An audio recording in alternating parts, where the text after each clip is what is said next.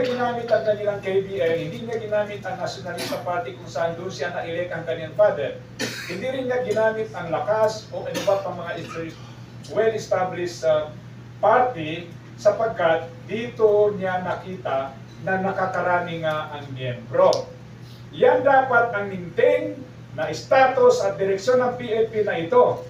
Ngayon, nung pumasok po si Ginoong Tamayo, si Governor Tamayo, ang pinagkukuhan niya ay masakit sapagkat yung mga tumatawag noong kay BBM na magnanakaw, mamamatay tao ang kanyang tatay, yun naman ang kanyang pinagkukuha ngayon to the detrimental ng ating mga original na mga member and officers. Umaaray ko, ay referring ko doon sa Sibugay, tumawag po ang isang vice mayor doon sa Sibugay. Sabi niya, BP, bakit noong kampanya natin sa 2021 and 22, pinangangalandakan dito sa Sibugay na yan si Marcos magnanakaw.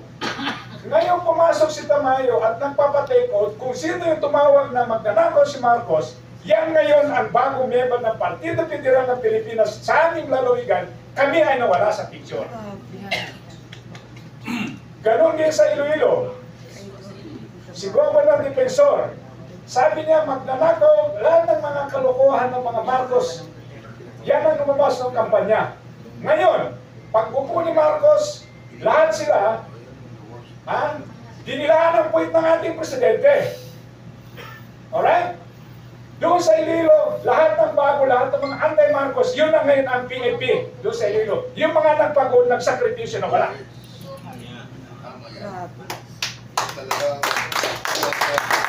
Doon naman sa akin, tumawag din ang isang lawyer doon.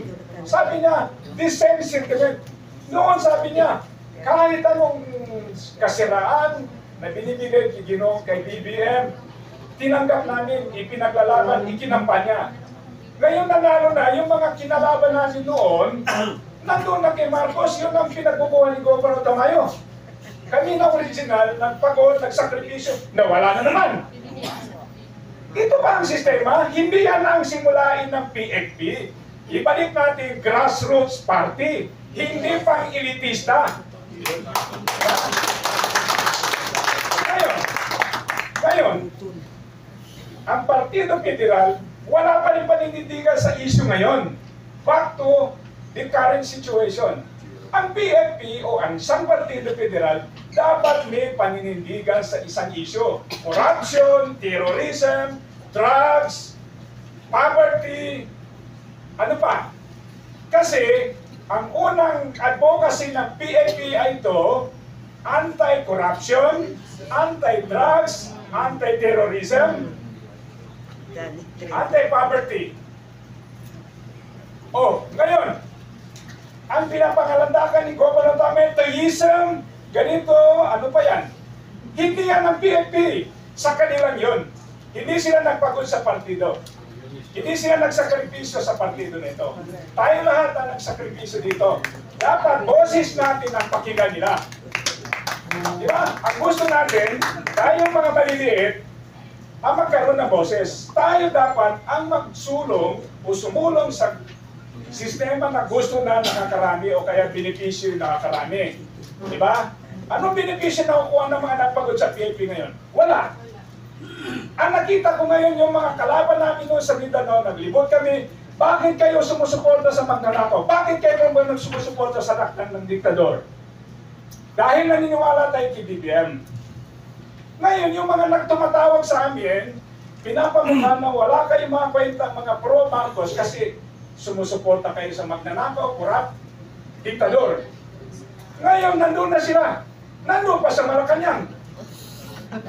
Kasama ni Anton Nagdameo, sa Anton Nagdameo. Tayo.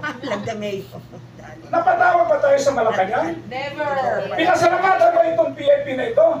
Never. Ngayon, di ba tayo? This party is ours, not them. Yes.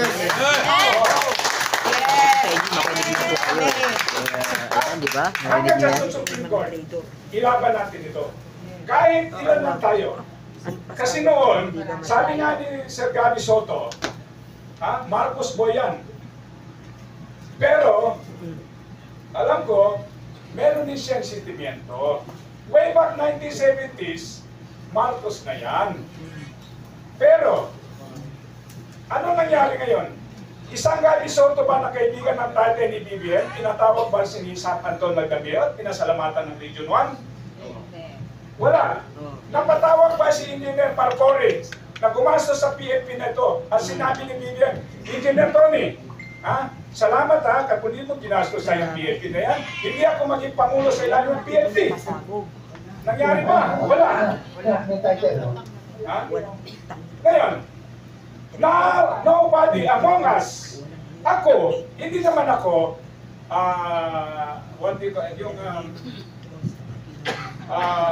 I mean, hindi ako nanunumbat. Sapagkat, ako naman, kung idali sa akin, hindi rin siya, malamang hindi rin siya papasok sa PFP. Now, doon sa libro ni Atty. Vic Rodriguez, sinabi po niya na I am one of Muslim leaders who briefed the BBM that need him to join PFP. Kasi nga, sabi ko sa kanya, ang PFP is a grassroots party. Pangmahirap na partido. Kaya kung wala kaming miyembro dito na milyonaryo, anak ni senador, wala. Puro mga volunteers, mga retired, mga negosyante kagaya sa Tony, retired employees kagaya sa Gabi. Of course, mga negosyante rin kagaya ni Architect Bons Palyao. Yan ang PFP. Wala kaming mga ex-senators, minis o kaya department secretaries, so on and so forth. Kasi that time sila kasisyonis, hindi pa man sila mga secretaries noon. Sila J.B. Hinlo, na naging presidente ng PFP, hindi rin mga government officers. Atty. Mangudyong, hindi rin. No? Nagkaroon na sila ng posisyon noong naupo si PRRD. No? So ngayon, fast forward, yung mga nagpagod din naman kay BBM, I hope nakikinig ang Pangulo. Bakit ang tinitingnan nilang kinakausap ay isang kurap gaya ng isang Atty. Briones, isang General Tom Lancio na kumuha ng 10 million, hindi pa nga kayo nangampanya noon, Mr. President. Buwan pa yan ng September of 2021. Kinulibatan na kayo ng 10 million. Kasi hindi kami kumuha ng 10 million sa inyo, Mr. President. Silang dalawa ang kumuha sa inyo ng 10 million. Bakit kami nawala ni 5? Kinuha sa'yo. Kinaharap mo ba kami? Kinausap mo ba itong mga tao nito, Mr. President? What is justice? If you are considering us a truly party mate, picture will show, will prove, nilibot namin ang buong Mindanao, buong Visayas, buong Luzon, and NCR. We sacrificed for you, Mr. President. And what happened? Itong 3 tao lang ito ang kinakausap po ninyo. Bakit hindi nyo kausapin yung mga ordinary member ng Partido Federal? O isa, yung rekomendasyon, naging DCDA chairman. Kami naman, Mr. President, walang naghahangad naman ng trabaho. In fact, walang nag-apply dito. However, kung meron kayong kukunin sa amin, we are honored to accept whatever trabaho yan, basta walang mga kondisyon. Ang kailangan lang ng grupo natin na to, recognition or appreciation from a president like BBM na tumakbo sa PFP at nanalo. Tingnan niyo doon sa Comelec ang partido ng PFP. Pinatawag ba ni BBM ang lahat ng kanyang kapartido ng PFP? Record will show. Okay. Ang ating president, veteranong politician, 49 years na nasa politics. 48. Ngayon, sabi ni Atty. Berceles, ang ating presidente, every president that come in a new administration, meron talaga siyang oras na binibigay para ipunin ang kanyang kapartido. Meet and greet session. From the time of Cory, Ramos, Erap, Angara, etc., hanggang kay PRRD, Arroyo. Etong kay BBM, pinatawag pa tayo. Gaya rin ng wala makapagpasa dito na pinatawag tayo. Ang kinatawagan lang po niya, gaya ng corrupt na Atty. Briones, General Lanchon at Governor Tamayo, na pagkakalam natin, milyon-milyon nilang kinuha pera. Tayo ni piso, ni singko, wala. Pinatawag ba tayo? Anong klaseng samahan dito sa partido? Di ba? Sana makarating sa ito, Mr. President. Harapin mo kami. Kausapin mo kami. Ano bang problema nyo? Ang problema namin, paggutom sa amin. Ang problema namin, wala kami supply ng tubig. Ang problema namin, drugs, criminality. Yun lang. Hindi kami nag-aagad, Mr. President, ng sweldo o kaya ay trabaho o kaya ayuda. Maski mga miyembro kami ng mga pobreng pamilya, hindi ko kami naghahangad ng ayuda. Sapagkat, Mr. President, alam namin kung paano mag-survive. Ang hindi na namin alam, o kaya tinuruan ng magulang paano kumilipat sa pera ng gobyerno. Gaya ng mga nasa Kongreso. Nasaan ang bilin-bilin na public pork bara na yan? Doon sa amin, wala pa rin ilaw. Wala pa rin tubig. Wala pa rin mahusay na kalsada. Yan ba, hindi yan ang gusto ng PNP. Yun ang gusto ng partido. Lahat ng mga ordinaryong tao makikinabang. Up to the grassroots, kaya nga grassroots party. Oh, ano ngayon? Wala. Ang pinagkukuha, politiko, ang nakikita ko ngayon, pinagkukuha, gobernador, congressman, mayor. Wala na yung sinimula natin na labor, manikulista, vendors, drivers, mangingisda, magsasaka. Oh, wala na. So, ibalik natin yan, huwag natin bayaan, ibigay sa mga korap ang PNP na ito na pinagpapula natin. Okay. And then, gusto pa lang din mag-report sa inyo that the Mindanao Group will definitely make a stand out of these serious issues na nangingibabaw sa bansa. Because kami sa Mindanao, kung saan ang PNP rin na to, doon din ito sinimulang itatag sa General Santos City way back in March and April of 2028. Lahat ng mga mahalagang kasaysayan ng partido na ito, doon din nangyari sa Mindanao. Pero lahat naman ng mahalagang tao para maging national political party, nandito naman sa Luzon, nandito sa Visayas. I'm referring to, kaya huwag kayo magtataka kung maulit-ulit namin kasi malaking utang na loob natin kay Sir Tony Marfori. Kaya naman kayo Tom Lanchon, naging mga cabinet member kayo, imposible nung walang pera. Bakit ang isang hindi na Tony Marfori ang nag-iisipan ng pera niya, cheque niya, para lang maging may ng Partido Federal? Bakit sila wala? Ibig sabihin hindi sila ganun kakumitin sa hangarin ng partido. Kami, lahat gumastos dito sa Mindanao. And we do not just spend by hundreds of thousands, we spend by millions. Inahaway na nga ako ng asawa ko eh. Oh. Kasi tuwing pupunta yan sila General Tom Lanchon, sila Briones na yan doon. Ako ang nagbabayad ng kanilang ticket. Ako ang nagpapatulog sa kanilang hotel. Ako ang nagpapakain sa kanila. Hindi ako nanunumpat dito. Ha? Sinasabi ko lang yung totoo. Noong panahon na kami ay pinupulahan, kinakatsya. Ano ba kayo? Anong klaseng tao kayo nag-organize kayo ng partido, hindi naman kayo mga politiko? Ha? Records will show and pictures will show. Tuwing pumupunta yun sila noong ginagawang partido, they stayed at least 1 week doon sa Mindanao. I provided the vehicles, the hotel accommodation, the food, and the plane ticket. Hindi rin ako nanunumpat. Sinasabi ko lang sa inyo na yung mga tao na yan, kinalimutan nila tayo mga ordinaryo na naghirap, nagsakripisyo sa PNP nito. Sila na yun na nakikirapan, pinagsisigawan pa nila. Hindi naman sila nahiya. Yung kanilang ipinagmamalaki, hindi katiting wala silang pagod. Of course, may mga original PNP na nandoon. Oh, pero kagaya nila Sap Anton Magdameo, ni Governor Tamayo, hindi naman sila gumastos dito nung itinatag ang PNP na ito. Ha?